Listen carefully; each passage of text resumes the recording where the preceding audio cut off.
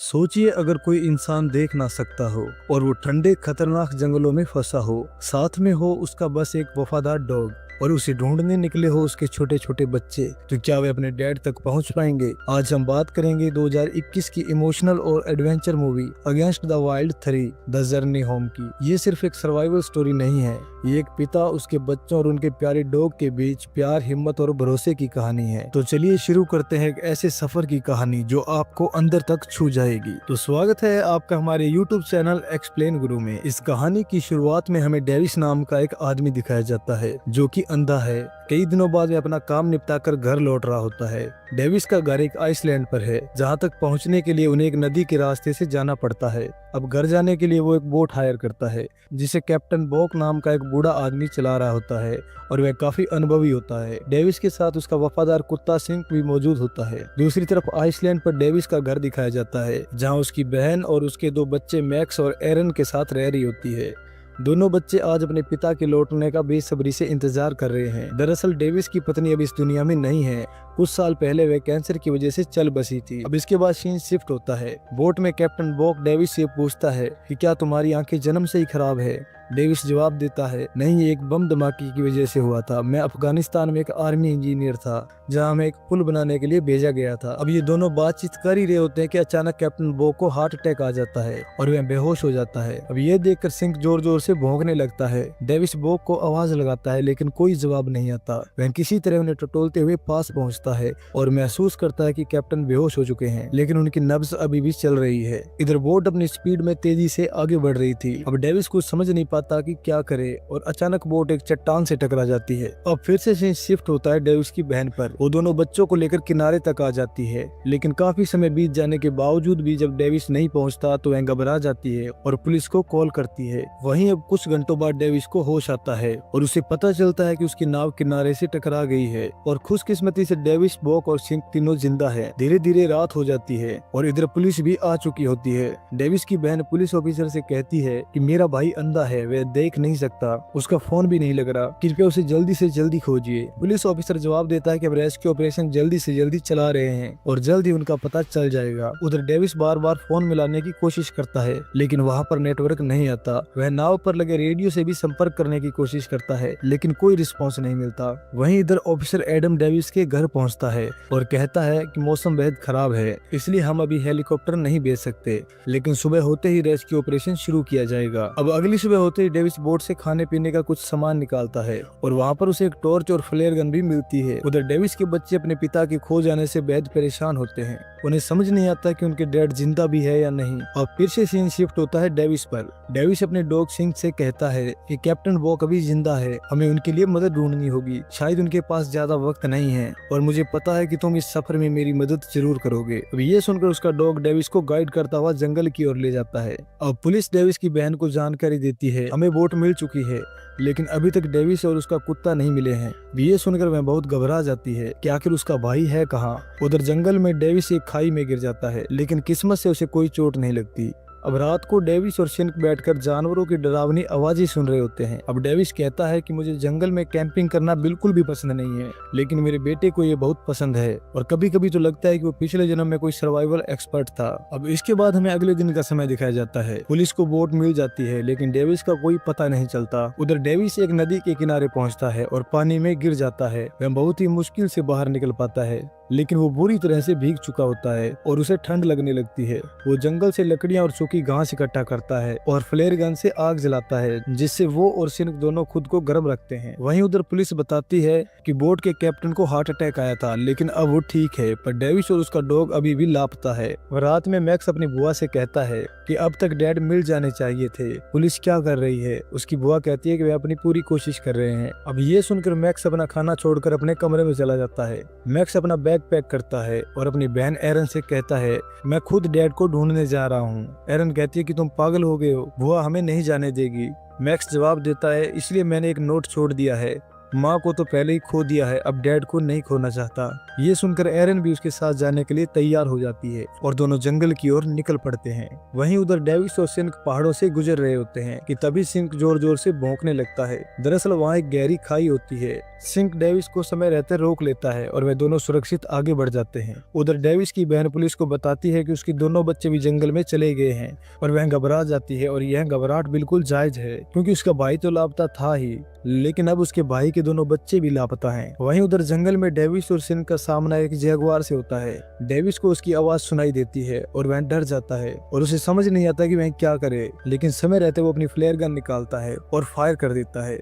अब हालांकि निशाना जगुआर पर तो नहीं लगता, लेकिन गन की आवाज सुनकर वह जगुआर वहां से भाग जाता है और दोनों राहत महसूस करते हैं। उधर हमें पुलिस ऑफिसर को दिखाया जाता है जो डेविस की बहन को अपना नया प्लान बताता है, क्योंकि अब उन्हें सिर्फ डेविस को ही नहीं बल्कि उसकी दोनों बच्चों को भी ढूंढना था। जंगल में डेविस के दोनों बच्चों को दिखाया जाता है जो अपने डैड को ढूंढते हुए लगातार जंगल के अंदर जा रहे थे, लेकिन उन्हें जंगल के रास्ते का सही अंदाजा नहीं था। यहाँ एरन कहती है, हम डैड को कैसे ढूंढेंगे? मैक्स जवाब देता है कि पहले हम कैंप लगाते हैं, फिर मेरे पास जो मैप है उससे हम आगे का रास्ता तय करेंगे। रात में दोनों कैंप लगाते हैं और उन्हें आगे के रास्ते का थोड़ा अंदाजा भी मिल जाता है। सुबह होते ही पुलिस ऑफिसर अपनी टीम के साथ जंगल में आता है और सभी को जंगल के अलग अलग हिस्सों में जाकर डेविस और दोनों बच्चों को ढूंढने का आदेश देता है। डेविस की बहन भी उनके साथ ही थी। तभी जंगल में अचानक तेज बारिश होने लगती है। उधर मैक्स और एरन इस बारिश में भी लगातार आगे बढ़ रहे होते हैं। अब कुछ दूर जाने पर वह देखते हैं कि उनके सामने एक नदी है जिसे उन्हें पार करना जरूरी था। मैक्स एरन को अपना बैग देते हुए कहता है कि जैसे ही मैं उस पार चढ़ूं तो मुझे ये बैग दे देना, लेकिन जैसे ही वह नदी पार करता है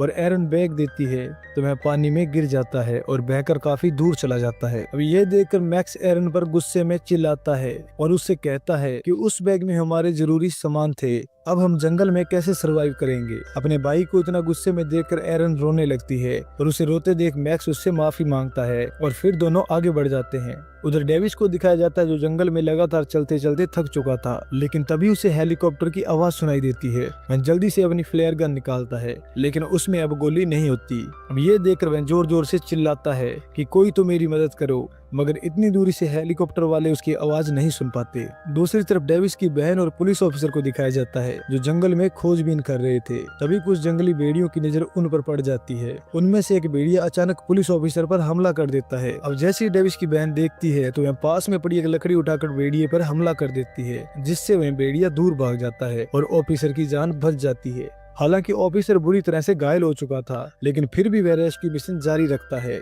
वहीं उधर मैक्स और एरन काफी भूखे होते हैं। तभी मैक्स को नदी में मछलियां दिखाई देती है, जिससे उसके दिमाग में एक आइडिया आता है। वह अपनी जैकेट से चैन निकालता है, फिशिंग हुक बना लेता है और फिर उस हुक से कुछ मछलियां पकड़ता है और 2 लकड़ियों को रगड़कर आग भी जला लेता है। अब इसके बाद दोनों मछलियां पकाकर खाते हैं। उधर डेविस अपने डॉग सिंह के साथ एक ढलान से नीचे उतर रहा था, तभी उसका पैर मुड़ जाता है और वह गिर पड़ता है और उसका पैर एक मोटी लकड़ी में फंस जाता है और वह बाहर नहीं निकाल पाता। सिंह उसे इस हालत में देखकर जोर जोर से भौंकता है, लेकिन वह ज्यादा कुछ नहीं कर सकता। फिर डेविस को एक बार फिर से हेलीकॉप्टर की आवाज सुनाई देती है। वह जल्दी से मिरर निकालता है जो उसने अपने फोन से निकाला था और उस हेलीकॉप्टर को सिग्नल देने की कोशिश करता है, लेकिन ये जंगल काफी घना था, इसलिए हेलीकॉप्टर वाले कुछ नहीं देख पाते। उधर पुलिस को मैक्स और एरन का बैग मिल जाता है। अब यह देखकर डेविस की बहन रोने लगती है। एडम कहता है कि शायद नदी पार करते समय यह बैग गिर गया होगा। डेविस की बहन कहती है कि इसका मतलब है कि उनके पास ना पानी है ना खाना, लेकिन एडम बताता है कि बैग में मैक्स का मैप और कंपास नहीं है, मतलब वो सही रास्ते पर आगे बढ़ रहे होंगे और हम उन्हें ढूंढ लेंगे। उधर डेविस जो लगभग अब उम्मीद छोड़ चुका था, वह सिंह से कहता है कि अब तुम्हें ही मदद लानी होगी। वह सिंह की रस्सी खोल देता है। अब सिंह मदद ढूंढने निकल पड़ता है। कुछ देर बाद मैक्स और एरन को रास्ते में सिंह दिख जाता है। सिंह उन्हें देखकर जोर जोर से भौंकता है। अब दोनों समझ जाते हैं कि अगर सिंह यहाँ है तो उनके डैड भी आसपास ही होंगे। वह उसका पीछा करते हैं और आखिरकार डेविस तक पहुंच जाते हैं। दोनों अपने डैड को देखकर उनसे लिपट जाते हैं। अब डेविस भी उन्हें देखकर काफी खुश हो जाता है। अब डेविस उनसे पूछता है कि तुम दोनों यहाँ क्या कर रहे हो। मैक्स कहता है कि हम आपको ढूंढने आए थे। डेविस कहता है कि मैं यहाँ से नहीं जा सकता, मेरा पैर फंसा हुआ है। मैक्स और एरन उस लकड़ी को हटाने की बहुत कोशिश करते हैं लेकिन वह हिलती तक नहीं। तभी मैक्स जंगल से एक बड़ी लकड़ी काटता है और उसे लीवर की तरह इस्तेमाल कर एरन के साथ मिलकर फोर्स लगाता है और आखिरकार डेविस का पैर बाहर निकल आता है। अब डेविस इमोशनल होकर कहता है कि मुझे लगा था कि आज मेरा आखिरी दिन होगा लेकिन तुम दोनों ने कमाल कर दिया। और फिर वह बोट के कैप्टन के बारे में पूछता है। एरन बताती है कि वह जिंदा मिल चुके हैं और वह हॉस्पिटल में हैं। अब ये सुनकर डेविस को राहत मिलती है। तीनों रात वहीं जंगल में गुजारते हैं और अगली सुबह वह आगे बढ़ते हैं। उधर डेविस की बहन एडम से पूछती है कि कुछ पता चला। एडम कहता है कि अभी नहीं, लेकिन आज हमारी टीम एक नई जगह पर खोज करेगी। अब जंगल में डेविस और उसके बच्चे एक नदी पार करते हैं। डेविस को डर लग रहा था लेकिन मैक्स और एरन उसकी मदद करते हैं। अब कुछ आगे जाकर उन्हें फिर से हेलीकॉप्टर की आवाज सुनाई देती है। डेविस मिरर निकालकर मैक्स को देता है और कहता है कि इससे सिग्नल दो। मैक्स सिग्नल देता है लेकिन तब तक हेलीकॉप्टर निकल चुका होता है। अब ये तीनों फिर से काफी निराश हो जाते हैं। उधर एडम डेविस की बहन को बताता है कि एक लोकल पायलट को जंगल के बीचों बीच कुछ चमकता हुआ नजर आया था लेकिन फ्यूल कम होने के कारण वह वापस लौट आया। ये सुनकर डेविस की बहन काफी खुश हो जाती है और कहती है कि मुझे पूरा यकीन है वो वही लोग होंगे। अब पुलिस ऑफिसर डेविस की बहन और टीम के साथ उसी दिशा में रवाना हो जाता है। वे वहां पहुंचकर बहुत कोशिश करते हैं लेकिन डेविस और बच्चों को नहीं ढूंढ पाते। तभी पुलिस ऑफिसर एक हॉर्न बजाता है और हॉर्न की आवाज सुनकर सिंक उस दिशा में दौड़ता है और डेविस और उसके बच्चे भी उस आवाज का पीछा करते हैं। अब आखिरकार डेविस की बहन उन्हें देख लेती है और बच्चों को गले से लगा लेती है और जब वह डेविस को देखती है तो रोते हुए उससे लिपट जाती है क्योंकि उसे लगने लगा था कि वह अपने भाई को खो चुकी है। डेविस सभी का काफी धन्यवाद करता है और फिर सभी हेलीकॉप्टर में बैठकर घर की ओर रवाना हो जाते हैं और ये कहानी यहीं पर खत्म हो जाती है। उम्मीद है आपको ये कहानी पसंद आई होगी। वीडियो को लाइक करें और चैनल को सब्सक्राइब करें और कमेंट करके बताएं कि अगली कहानी किस मूवी पर होनी चाहिए। मिलते हैं अगली वीडियो में, तब तक के लिए गुड बाय।